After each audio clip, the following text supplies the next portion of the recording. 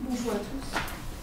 Donc je suis animatrice pour le compte de l'établissement public Loire du Sage-Loire-Amont, donc les sources de la Loire qui se trouvent en Ardèche et tout le cours de la Loire après ce département de la Haute-Loire, jusqu'à la limite avec la Loire pour ceux qui connaissent, certaines personnes de Saint-Étienne qui connaissent.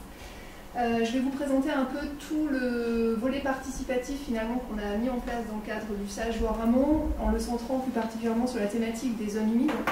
Depuis le démarrage, donc au cours de l'élaboration du Sage-Loire-Amont jusqu'à aujourd'hui, sa phase de mise en œuvre. Donc en essayant de ma présentation va se dérouler autour du sommaire suivant. Donc déjà, pourquoi est-ce qu'on est parti pour les zones humides sur un inventaire participatif? Pourquoi est-ce qu'on en est arrivé à cette proposition-là? Comment est-ce qu'on a construit et testé cet inventaire à l'échelle communale? Quels étaient les avantages et les limites de cette méthode-là? Et aujourd'hui, comment est-ce que ça se décline à l'échelle du Sage-Loire-Amont? Donc, sachant que le Sage de notre territoire, c'est 160 communes, on est sur quasiment 3000 km², donc on ne peut pas avoir la même méthodologie à une échelle communale et à l'échelle du Sage. Donc on a tiré les leçons de cette expérience, de ce test à l'échelle communale pour décliner à l'échelle du Sage. Alors, dans le cadre de l'élaboration du Sage, on a fait le choix d'être accompagné d'un spécialiste de la médiation territoriale, peut-être que certains les connaissent, c'est la SCOP d'Yalter qui nous a accompagnés sur ces sujets-là. Donc on a fait assez classiquement des groupes de travail thématiques, dont un sur les zones humides. Et l'idée c'était de se construire sur ces sujets-là, comme sur les autres sujets, une vision commune des zones humides. Donc on a fait en sorte que chaque acteur puisse exprimer ses perceptions des zones humides, ses préoccupations, ses contraintes, ses besoins, que chaque acteur puisse comprendre les visions des autres parties prenantes et qu'on arrive ainsi à un diagnostic partagé. Le diagnostic sur lequel on a atteint, c'est la nécessité de protéger les zones humides en renforçant les connaissances. D'où la proposition d'un inventaire participatif pour lequel on a co-écrit le cahier des charges au sein de ce groupe de travail. Petite précision importante, la composition de ce groupe de travail, donc assez classiquement, était composée de représentants des collectivités territoriales, des usagers et des représentants des services de l'État. Et on avait également fait le choix de l'ouvrir à des représentants du grand public, de la société civile. Donc il y avait 5-6 personnes qui nous accompagnaient et qui apportaient aussi leur vision de ces milieux-là dans nos groupes de travail. Alors la méthodologie de l'inventaire, c'est des choses assez classiques, donc je ne vais pas forcément rentrer vraiment dans le détail sur ces aspects-là. Peut-être qu'il y a des présentations dans la journée qui reprennent un petit peu ça. Pour la phase de prélocalisation, on s'est appuyé sur le guide des inventaires des zones humides qui avait été mis à disposition du Sage par l'Agence de l'eau en Bretagne, qui permet en fait, vu la taille de notre bassin versant, de pré-sélectionner des secteurs potentiels à zone humide. Donc on a choisi de choisir des zones humides, des communes sur lesquelles on avait des potentiels, des probabilités de présence de zones humides avec des indices supérieurs à 7%. Donc je vais juste vous décliner très rapidement la méthodologie. Donc pour ça, on a pris tous les éléments de connaissance, les études déjà de prélocalisation qui avaient été réalisées. Bon, je ne détaille pas, vous ne connaissez pas forcément la carte, ce n'est pas ce qui est forcément important aujourd'hui. On a recensé toutes les données qu'on avait sur les protections réglementaires et les outils de connaissance sur les zones humides. On a également fait une analyse topographique, donc là c'est toujours en suivant les préconisations du guide de l'Agence de l'eau. Donc identifier les secteurs où on avait une pente inférieure à 2% et une proximité de cours d'eau. Et tous ces éléments ajoutés les uns aux autres nous ont permis de définir les enveloppes de forte probabilité de présence de zones humides. Et ensuite, on a fait un travail pour identifier les secteurs où on avait une densité supérieure à 7%. C'est ce qu'on appelait les sous-enveloppes de forte concentration de zones humides. Et ce qui nous a permis d'identifier des communes prioritaires pour le recenser. Et parmi ces communes prioritaires, donc, on a choisi certaines communes où on choisissait de tester notre inventaire participatif. Donc la commune qui a été retenue, c'est la commune de Saint-Victor-sur-Arlan. C'est une petite commune qui se trouve à la limite entre le département de la Loire et de la Haute-Loire. On a dans un premier temps affiné les enveloppes de forte probabilité de présence en faisant une analyse avec des photos aériennes, des études de la toponymie, quand on a des noms tels que les Sagnes qui nous indiquent qu'on avait ou qu'on a encore la présence de zones humides, plus de la photo-interprétation. Et ça nous a permis d'avoir des planches en format A3 avec nos zones potentielles à l'échelle communale, plusieurs planches A3 au niveau de la commune. Et ensuite, on a identifié à l'échelle des communes une personne référente qui connaissait un petit peu les habitants du territoire pour organiser une réunion publique où on a invité donc, la personne ressource. Alors, dans le cadre de cette commune, c'était Madame le maire. On a fait des invitations du grand public par la presse, des affiches et des courriers à tous les exploitants agricoles. Et on voit sur les photos, on a ces grandes planches A3. On a présenté aux personnes qui étaient venues la manière dont on avait préidentifié les zones humides et dont on souhaitait faire appel à des volontaires pour nous aider à faire le recensement sur le terrain. Lors de la réunion, c'était l'explication de la méthodologie. Ils nous aidaient aussi sur les feuilles pour regarder si on avait oublié certains secteurs, s'il y a certains secteurs qu'on avait préidentifiés qui n'étaient plus humides aujourd'hui. Ça nous permettait aussi de recueillir des connaissances sur les usages socio-économiques des zones humides, ce qu'on n'a pas forcément quand on le fait par un bureau d'études simplement. Donc toute cette connaissance, on a essayé de la collecter à ce moment-là. Et on a fait appel donc, à des volontaires, qu'on a appelé des jurys communaux, qui devaient aller sur le terrain par groupe de 2 personnes, pour préidentifier les zones humides. Et alors, je vais vous faire circuler ce qu'on leur avait préparé. En fait, on avait préparé des outils à leur attention pour qu'ils puissent faire ce travail-là sur le terrain. Donc, il y a un petit questionnaire avec des éléments sur la définition, la typologie de la zone humide, l'hydrologie au niveau de cette zone humide, le patrimoine naturel, les valeurs socio-économiques, et des planches. Je vais passer dans ce sens-là. Des planches qui présentent donc, les espèces caractéristiques des zones humides, les types de zones humides, les espèces à statut de protection et les espèces exotiques envahissantes qu'on est susceptible de trouver sur ces milieux-là. Et sachant que les personnes volontaires n'avaient pas de formation botanique, on leur a proposé justement une formation par le Conservatoire botanique national du Massif central, sur une demi-journée pour les aider à reconnaître les fleurs caractéristiques de nos milieux. Donc ensuite, ils se sont organisés. Vous le verrez sur le petit questionnaire à la dernière page. En fait, ils avaient pour les secteurs qu'ils avaient choisi de suivre pour l'inventaire, ils avaient les photos aériennes avec la cartographie de la zone humide préidentifiée et ils devaient redéfinir sur le terrain la zone humide telle qu'eux la définissaient à partir des données botaniques.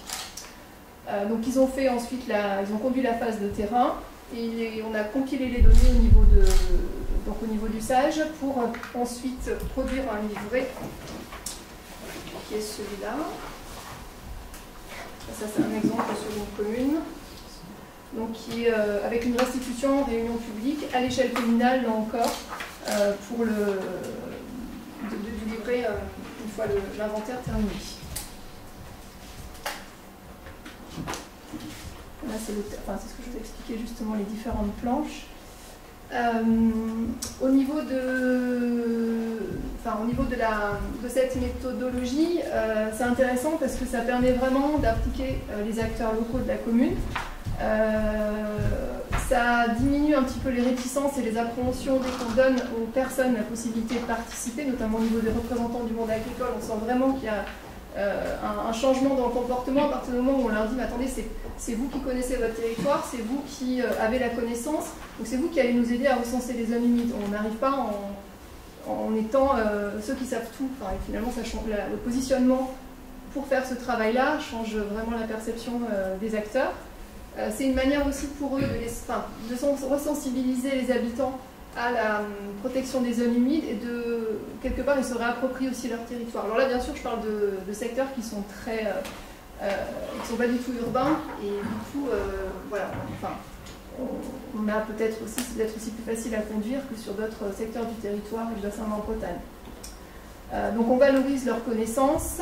Comme je disais tout à l'heure, ils ont la connaissance des évolutions qui se sont passées au niveau des zones humides et des usages socio-économiques passés et actuels des zones humides. Et cette donnée-là, si on n'associe pas les habitants d'un territoire, on ne peut pas la faire remonter.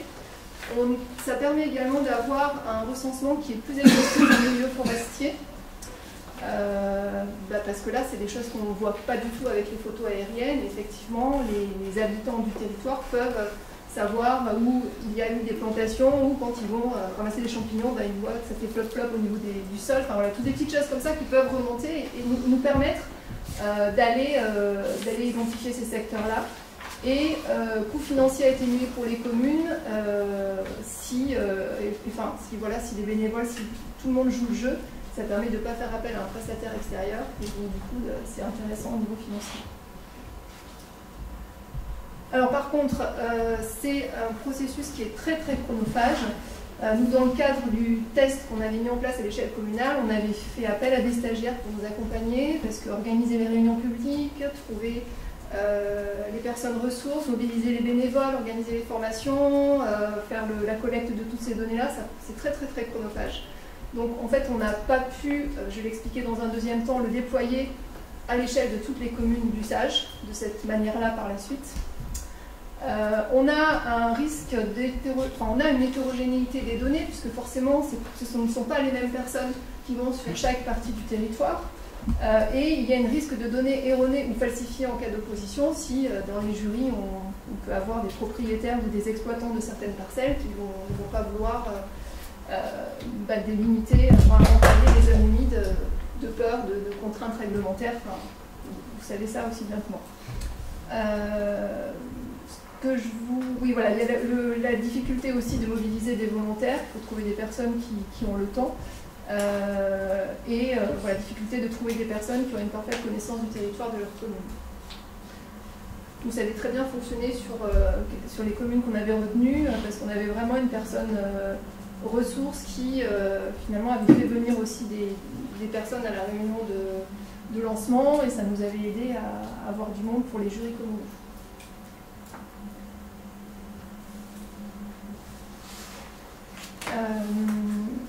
Voilà sur le déroulement de l'inventaire participatif à l'échelle communale. Alors, pour la manière dont ça s'est décliné dans la suite du SAGE, on a, conscient des difficultés, du peu de moyens humains, des moyens humains phénoménales qu'il fallait pour conduire cet inventaire à l'échelle communale sur toutes les communes du SAGE. On a finalement décliné cet inventaire en souhaitant que ce soit les contrats territoriaux du territoire qui s'emparent de cette approche participative et qui le mettent en œuvre sur leur territoire. Alors sur notre SAGE, il y a 4 contrats territoriaux, donc 3 qui sont en mise en œuvre et 1 qui est en cours d'élaboration. Donc on leur demande de mettre en œuvre l'inventaire de manière participative. Justement, c'est ce qui est écrit dans le document du SAGE. Moi j'en ai 2, je peux faire passer de l'autre côté. Ça c'est ce que j'ai expliqué, soit que ce soit repris dans les contrats territoriaux. Et donc là, sur 2 des 3 qui sont en phase de mise en œuvre, ça a été repris et la méthode elle a été déclinée en organisant en fait alors c'est pas des réunions publiques à l'échelle communale, mais ils ont fait des réunions de concertation en associant les exploitants agricoles, des élus, des habitants, mais c'est à l'échelle d'une dizaine de communes à chaque fois. Et de la même manière, avec des zones humides qui sont pré-identifiées, on leur demande d'apporter leurs connaissances et de redéfinir ou de localiser des zones humides qui ont été oubliées, ou de dire si des zones humides identifiées pour eux ne sont plus humides aujourd'hui. Donc ça permet d'affiner, de présélectionner les territoires avant que des structures puissent aller faire les inventaires botaniques. Enfin, dans le cadre des contrats territoriaux aujourd'hui, ce ne sont plus les bénévoles qui vont sur le terrain, parce que c'était compliqué, mais du coup c'est des structures type SEN sur notre territoire, conservatoire des espaces naturels, qui vont faire l'inventaire, ou comme c'est le cas sur le contrat territorial qui est en cours d'élaboration, donc c'est le SAGE qui s'est emparé de ce sujet-là et qui a lancé une étude sous maîtrise d'ouvrage de l'établissement public Loire pour faire l'inventaire participatif des zones humides. Donc la première réunion a eu lieu la semaine dernière pour ce sujet-là, sur ce territoire, avec, donc là aussi pour aller le plus dans l'association des personnes, une définition collective du cadre de l'inventaire. C'est-à-dire qu'on va associer l'ensemble des élus, des représentants du monde agricole, alors par les syndicats, par des représentants de la Chambre d'agriculture, pour définir collectivement la manière dont on fait l'inventaire. Est-ce qu'on repart à des groupes de travail à l'échelle de 5, 6 communes, 15 communes, qui on associe à ces groupes de travail? à quel moment est-ce qu'on diffuse l'information pour la faire valider, comment est-ce qu'on la diffuse, comment est-ce qu'on appelle ces zones limites potentielles ou à prospecter. Enfin, on est sur des termes où on voit que très vite ça peut être mal interprété, donc il faut vraiment tout caler au départ avec tout le monde avant de le lancer. Voilà très rapidement le cadre un petit peu de ce qu'on a mis en place sur ces aspects participatifs sur les zones limites.